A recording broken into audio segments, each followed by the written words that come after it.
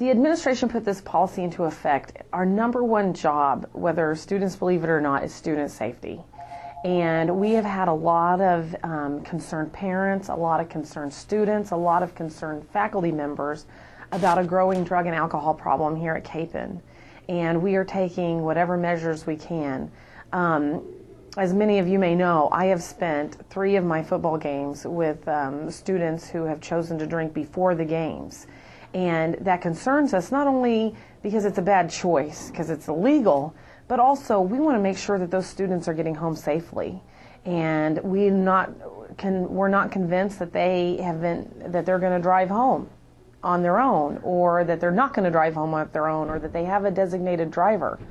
And the idea is fun, and we're not out to spoil anybody's fun. However, we want it to be legal, and we want it to be safe. I guess I don't really mind it, but it sucks that a few kids had to cause this inconvenience for everyone in the school.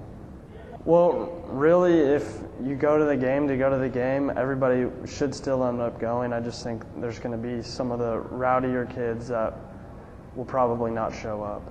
Well, I don't really like how it's when you walk in. I can understand if they go to the kids in the stands that are acting drunk or seem like they have been drinking, but to kids that have a clean slate and just wanted to go to the game, for them to get breathalyzed is just an inconvenience.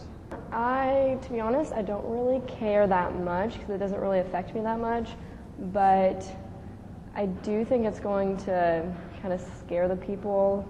They probably won't come to the games drunk, or I'm not really for sure about the attendance wise. Like, I don't know if it will drop it or not, because I think people will still support Capon, even though they're doing the tests. I think it's going to be kind of a hassle, because depending how many people they test, I think it's going to be a little bit, it's going to slow things down, and people won't want to come because they know that they've been drinking, and so they don't want to have to go through the hassle of getting breathalyzed.